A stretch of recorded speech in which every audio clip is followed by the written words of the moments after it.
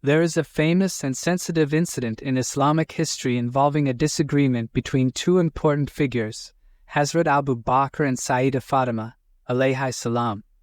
This disagreement has caused a divide among Muslims that continues to this day. To understand this incident, it's important to know who Hazrat Abu Bakr and Sayyida Fatima were. Hazrat Abu Bakr was a close companion of the Prophet Muhammad, sallallahu alayhi wasallam, and later became the first caliph. Sayyida Fatima was the Prophet's beloved daughter. After studying this topic and reading from both Shia and Sunni sources, here's what I learned. During a battle at a place called Khaybar, Imam Ali, alayhi salam, defeated a warrior named Marhab, leading to a major loss for the Jewish tribes. Some Jewish groups, out of fear of further battles, offered half of their land to the Prophet Muhammad, sallallahu alayhi wasallam, as a peace offering so that the Muslims wouldn't continue fighting them.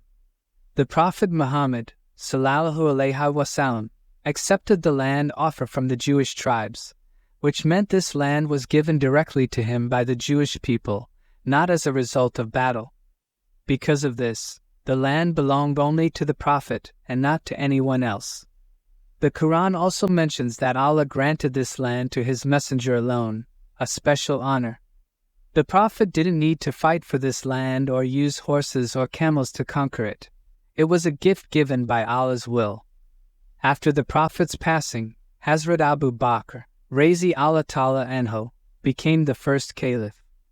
Sayyida Fatima, alayhi salam, the Prophet's daughter, went to Hazrat Abu Bakr to ask for the land as her inheritance. But Hazrat Abu Bakr explained that the Prophet had taught that prophets do not leave behind inheritance. Instead, what they leave is considered charity, sadaqah, to be shared with the poor. This answer deeply upset Sayyida Fatima, and she remained unhappy with Hazrat Abu Bakr until her passing. In fact, when Sayyida Fatima passed away, Imam Ali, alayhi salam, did not inform Hazrat Abu Bakr or Hazrat Umar of her death, and she was quietly buried at night. After Hazrat Abu Bakr, Razi Allah Ta'ala Anhu, passed away, Hazrat Umar, Razi Allah Ta'ala Anhu, became the next caliph. Imam Ali, alayhi salam, and Hazrat Abbas, the Prophet's uncle, approached Hazrat Umar to ask for the land again, but he refused to give it to them and kept the property under his care.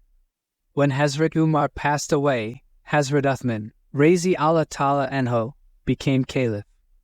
During his leadership, Hazrat Uthman decided to give this land to his cousin, Marwan. Later, when Imam Ali, alayhi salam, became caliph, he chose not to take back the property. At that time, Imam Ali was facing many challenges, including conflicts with figures like Hazrat Aisha, Muawiyah, and a group called the Kharijites. Imam Ali spent much of his 4 years as caliph dealing with these conflicts, and didn't claim the land. He knew that taking back the property might turn people against him, as it had been under the care of the previous caliphs, Hazrat Abu Bakr, Hazrat Umar, and Hazrat Uthman. Imam Ali wanted to avoid any further division among the people. There were accusations surrounding this issue, and it could have created even more tension because many people were already opposed to Imam Ali, alayhi salam, at the time. After Imam Ali, his son, Imam Hassan, alayhi salam, became caliph. However, Imam Hassan's rule lasted only 6 months, and he was focused on stabilizing the government because Muawiyah opposed his leadership. For a long period afterward, the property of Fadak remained under the control of the Umayyad family, Banu Umayyah, who benefited greatly from it. But when Hazrat Umar bin Abdul Aziz became caliph, he returned this property to the descendants of Hazrat Fatima, alayhi salam. However, after Hazrat Umar bin Abdul Aziz passed away, the property again came under the control of the Umayyads. This leads to the main question: who was in the right in this matter? There has been a long debate over who was right in this matter, Sayyida Fatima, alayhi salam, or Hazrat Abu Bakr. Many Shia and Sunni scholars have written about it, offering different perspectives. To understand this issue, let's set aside biases and look at the situation from a neutral point of view.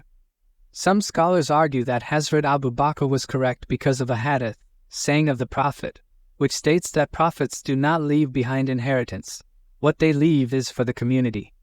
But if this was so clear, then why did Sayyidah Fatima, alayhi salam, become upset after Hazrat Abu Bakr shared this hadith with her? If she had agreed, she would not have remained angry with Hazrat Abu Bakr until her death. In fact, Hazrat Aisha reported that Sayyidah Fatima, alayhi salam, stayed upset with Hazrat Abu Bakr until she passed away. Some people try to explain this by saying that Sayyidah Fatima did not know about this hadith, implying that even the Prophet, sallallahu alayhi wasallam, might not have shared this with her. However, this assumption raises further questions, as it suggests that the Prophet's own daughter was unaware of an important teaching from him. Some people argue that Sayyidah Fatima, alayhi salam, did not know the hadith that states prophets do not leave inheritance. But if we think about it, this implies that the Prophet's own family was unaware of his teachings, which is hard to believe. Sayyidah Fatima was very close to her father, and the Prophet, sallallahu alayhi wasallam, himself once said, "Fatima is a part of me. Whoever hurts her, hurts me." He also called her the leader of the women of paradise. If we suggest that Sayyidah Fatima did not know this hadith, it indirectly questions the knowledge of the Prophet's family, including his wives, who were also very close to him.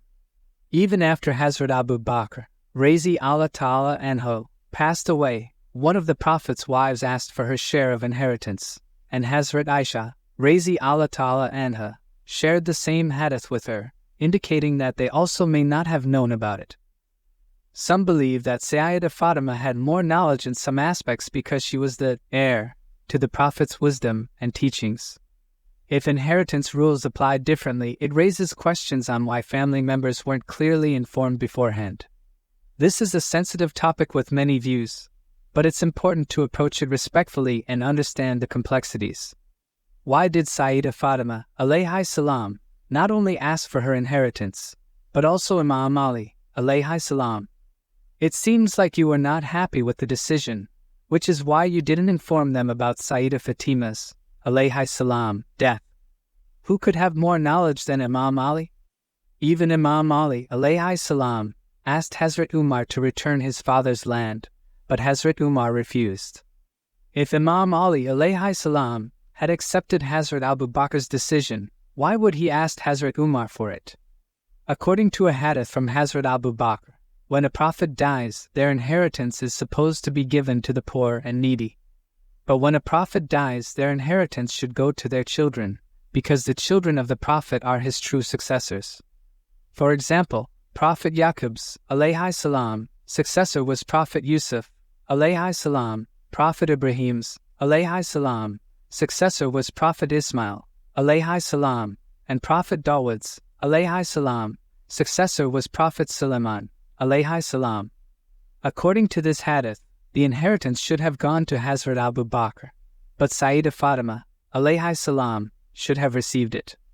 If we look at the Quran, it does not say that prophets don't leave inheritance. In fact, there are verses in the Quran that show prophets do have inheritance. This verse is found in the Quran, where Prophet Zakaria, alayhi salam, prays to Allah, asking for a son who will be his heir. Similarly, the Quran clearly explains how a person's property should be divided after death. It doesn't say anywhere that prophets do not have inheritance. Even if we accept that Prophet Muhammad, sallallahu alayhi wasallam, didn't leave inheritance, and that after his death, his property should go to the poor and needy, then why were the wives of Prophet Muhammad, sallallahu alayhi wasallam, still living in his houses after his death?